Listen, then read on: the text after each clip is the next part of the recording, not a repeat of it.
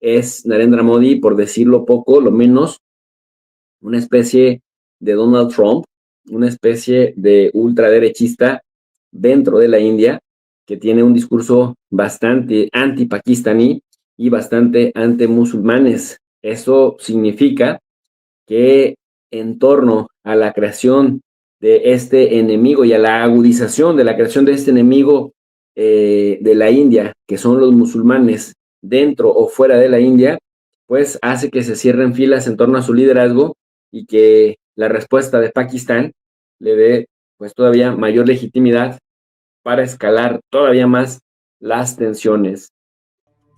Hasta 1947, India y Pakistán eran parte de un mismo territorio sometido al dominio del Imperio Británico. Al declararse la independencia de India, el territorio se dividió en dos partes, una de mayoría hindú, que es la India, y la otra de mayoría musulmana, que es el territorio de Pakistán. En esa partición también se delimitó el territorio de Pakistán del Este, que dependía de Islamabad, pero que luego en 1971 se convirtió en la República de Bangladesh. Esta división fue un proceso complejo en el que el factor religioso fue determinante. Durante el periodo colonial, los hindús conformaban el 65% de la población de India, mientras que los musulmanes eran la principal minoría con el 25% de los habitantes, agrupados principalmente en el noreste y noroeste del territorio. Los británicos habían acostumbrado a la población a dividirla por grupos religiosos, según explica la profesora Nafteg Purewal del Consejo de Investigación de Artes y Humanidades de India. Esta experta detalla que durante la colonia existían incluso listas separadas de votantes musulmanes e hindúes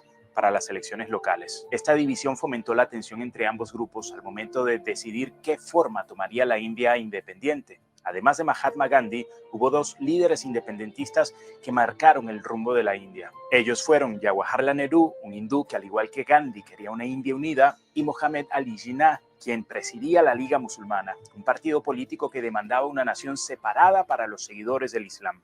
Y cuando Londres accedió a conceder la independencia, urgido además por la creciente inestabilidad social de su colonia, decidió que la mejor opción era dividir a India en dos. Para ello contrató al abogado Cyril Radcliffe, quien nunca antes había estado en India, que desconocía su complejidad cultural y religiosa y quien solo en 5 semanas trazó los límites de las nuevas naciones independientes. Pero en esa acción, el que entonces era el Principado de Cachemira quedó fuera de esa división y esto se convertiría luego en el foco del conflicto. De esto hablaremos más adelante. Así, el 15 de agosto de 1947 nacieron India, de mayoría hindú, y Pakistán, de mayoría musulmana. Tras esa partición territorial, en 1947 se produjo lo que se considera una de las mayores migraciones en masa de la historia, con una cifra estimada de 15 millones de desplazados. Los hindús y sijes que vivían en el territorio asignado a Pakistán emprendieron el camino hacia India, mientras que los musulmanes hacían el recorrido opuesto.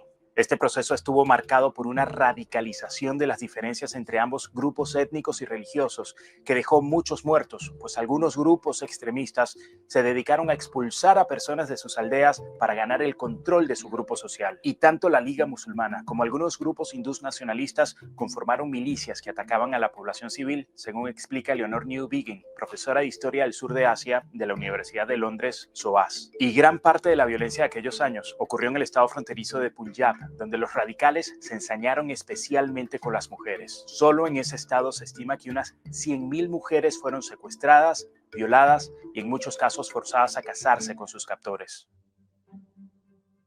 Como te contaba antes, el foco del conflicto territorial entre India y Pakistán desde hace 7 décadas ha sido Cachemira, una región montañosa al sur de la cordillera del Himalaya. Tanto Pakistán como India reclaman la totalidad de Cachemira y han luchado en múltiples guerras por el control total de la región. Según el plan de reparto contemplado por el Acta de Independencia de India, Cachemira podía elegir libremente si ser parte de India o de Pakistán. En 1947, un gobernante local eligió ser parte de India y esto provocó el estallido de una guerra que duró 2 años. Desde entonces y hasta el presente, India mantiene el control de aproximadamente la mitad de la región, mientras que Pakistán domina algo más de 1/3 en las áreas del noroeste. También hay una porción de Cachemira administrada por China en el norte y noreste de este antiguo principado. Y esto ha convertido el territorio en una de las zonas más militarizadas del mundo. Se estima que unos 500.000 soldados indios están desplegados permanentemente en este lugar. También hay presencia de grupos insurgentes pro-pakistaníes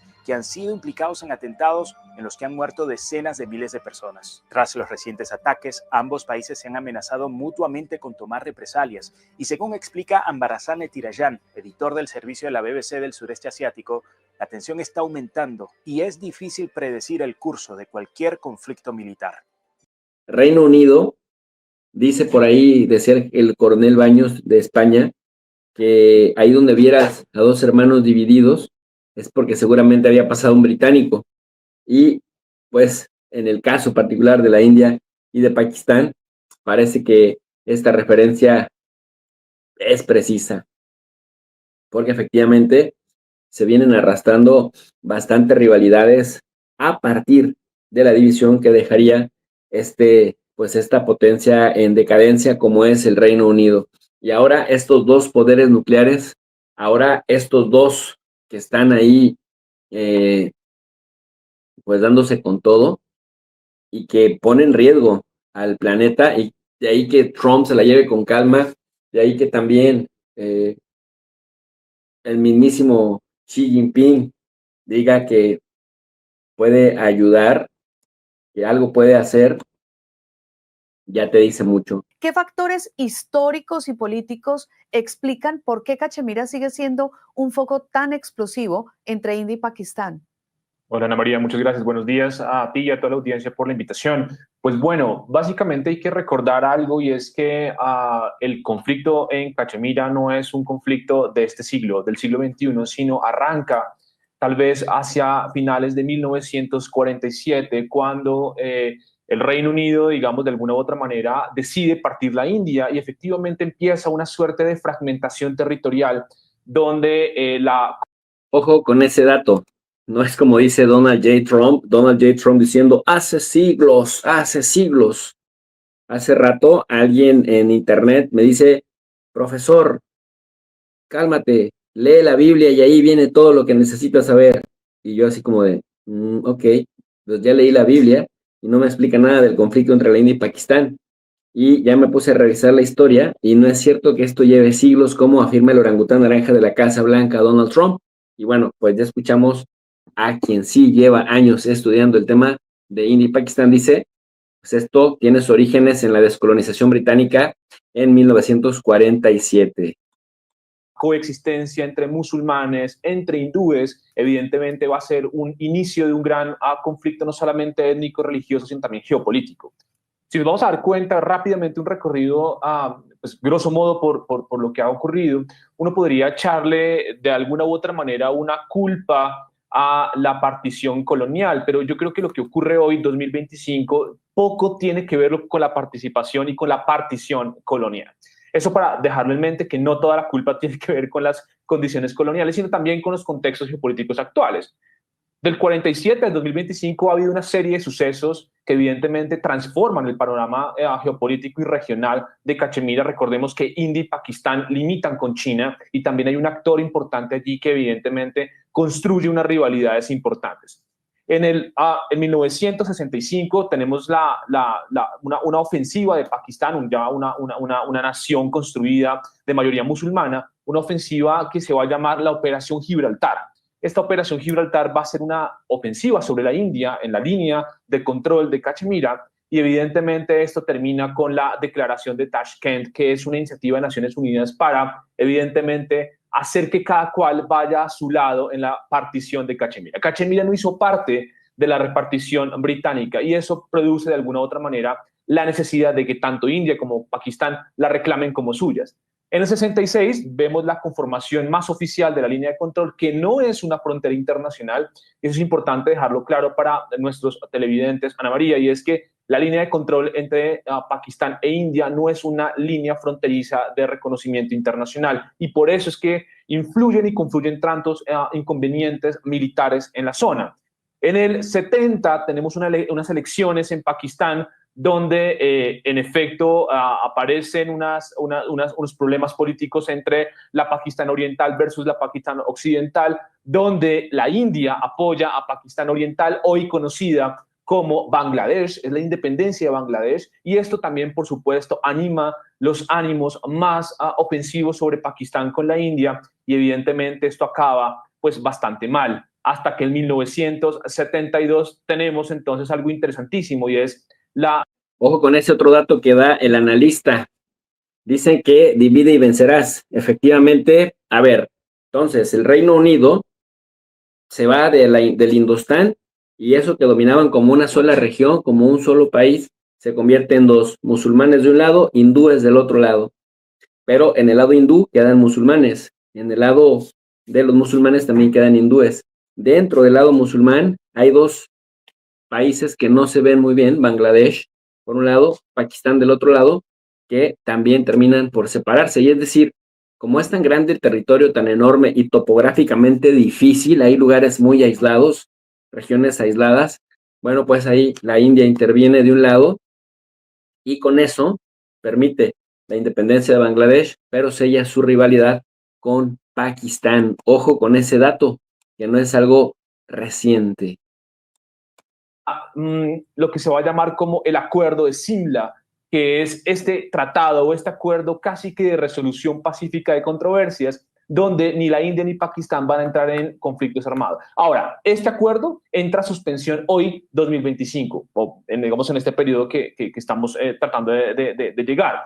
Importante tener en cuenta esto, y es porque efectivamente en el 99, finalizando el siglo pasado, y el milenio pasado, nos vamos a dar cuenta que hay un golpe de Estado en Pakistán, el golpe de Estado de Pérez Musharraf hacia Sharif, y esto, por supuesto, lleva con unos ánimos revanchistas que vamos a entender con unos puntos lo suficientemente complejos durante buena parte de estos 25 años del siglo XXI, y claramente llegamos al punto de hoy. Ambas naciones, potencias nucleares, potencias asiáticas, con una participación interesante de Rusia, de China, una intervención occidental a medias, y claramente el mundo en vilo por la seguridad regional.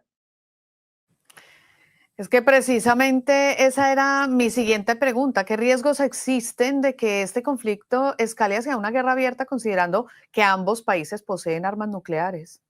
Bueno, varias cosas que tener en cuenta, Ana María. Digamos que la disuasión nuclear fue durante la Guerra Fría uno de los instrumentos que paradójicamente previno los ataques nucleares. Recordemos lo que pasó en 1962 entre la Unión Soviética y Estados Unidos en Bayacochinos, en Cuba, y que efectivamente durante buena parte de la Guerra Fría hizo carrera a la disuasión nuclear. Una gran paradoja, porque el exceso de armas nucleares nos daba casi que un umbral de seguridad y un statu quo lo suficientemente, valga la redundancia, seguro. En esta oportunidad tenemos armas tácticas nucleares por parte de Pakistán y armas, sobre todo, estratégicas nucleares por parte de la India. Esto cambia la ecuación geopolítica y cambia la seguridad en la parte regional. Para ponerlo en cifras y para ponerlo en datos concretos, en términos convencionales, el gasto militar de India a hoy, 2025, es aproximadamente 73.000 millones de dólares. Es el tercer presupuesto más grande en defensa del mundo. Pakistán gasta solamente 10.000 millones de dólares en defensa. Es decir, India casi gasta 7 veces más que Pakistán. Y esto produce que haya una ecuación asimétrica. Tenemos unas relaciones asimétricas. Ojo, entonces India gasta 7 u 8 veces más que Pakistán en defensa. Técnicamente la India tendría que ser mucho, muy superior a Pakistán, pero Pakistán tiene más armas nucleares, y el factor de poseer esas armas nucleares está directamente relacionado con su capacidad de disuasión para que la India no se atreva a ir más lejos de las escaramuzas, es decir, desea atacar, pero atacar con cierta limitación. Que, insisto, la baja o el bajo gasto militar no significa que sea una nación más débil en el caso de Pakistán, ni todo lo contrario sucedería con la India al tener más, pero sí nos da algunas luces sobre cómo se puede recomponer este panorama. Si lo vamos en términos de efectivos, India tiene 1.45 millones de efectivos activos y Pakistán tiene tan solo 655.000 efectivos. Eso significa, de alguna u otra manera, que la India mantiene una fuerza activa más del doble que la de Pakistán, y las capacidades. Entonces, India gasta 7 u 8 veces más en defensa que Pakistán y tiene un ejército activo que supera el 1.000.000. Pakistán solo 600.000, lo que se traduce como India tiene pues el doble efectivamente de soldados nucleares, mal contados según el CIPRI, este Instituto de Estudios de Paz de Estocolmo en Suecia, indica que India tiene 172 ojivas nucleares y Pakistán 170. Pero resulta que hay algo interesante en todo esto y es la doctrina estratégica de ambos, y ahí es donde llamo la atención. Mientras la India tiene una disuasión por castigo, lo que los indios, digamos que el primer ministro Modi ha llamado la famosa cold start o ataques limitados y rápidos, Pakistán tiene una disuasión por negación. Es decir, es mucho más peligroso la disuasión de Pakistán porque su uso potencial de armas nucleares tácticas antiofensivas convencionales indias podría aumentar los riesgos de una escalada mucho más rápida porque se reduce el umbral nuclear. Y entonces aquí vamos a entender varias alianzas y proveedores. Tenemos de un lado una India que hace malabares geopolíticos y una gimnasia bastante interesante entre Rusia, pero también con Estados Unidos, un poco con Israel, una diversificación con Francia, ¿no? Pero también un Pakistán que depende, obviamente, de los insumos de China, pero también de los rusos, pero también tiene unas negociaciones abiertas con Estados Unidos. Y nos vamos a dar cuenta que hoy las potencias tienen con mucho más cuidado el tratamiento de lo que va a suceder entre India y Pakistán. Solamente una con mayor involucramiento que de China.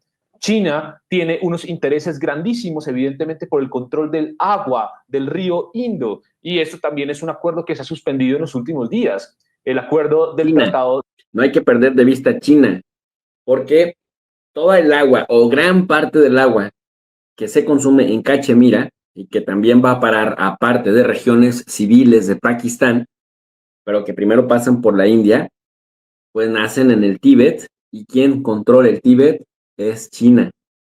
Es muy peligroso, es riesgoso que India juegue con Pakistán en el sentido, o más bien a estarle negando el agua, porque el agua pasa por India, pero en realidad China aquí juega un papel muy importante, muy determinante, y se podría decir que China, que tiene rivalidad con la India, que Pakistán le ha hecho guiños importantes a China, China no va a ver con buenos ojos el que la India le esté pues prácticamente saboteando a Pakistán el agua que nace pues de esos afluentes. Vamos a ver porque esto está muy complicado. De lo que va a suceder entre India y Pakistán, solamente una con mayor involucramiento que de China. China tiene unos intereses grandísimos, evidentemente, por el control del agua del río Indo, y esto también es un acuerdo que se ha suspendido en los últimos días, el acuerdo del Tratado de Aguas del Indo, que suministra el 80% del agua a Pakistán, que su economía es a gran escala agroindustrial.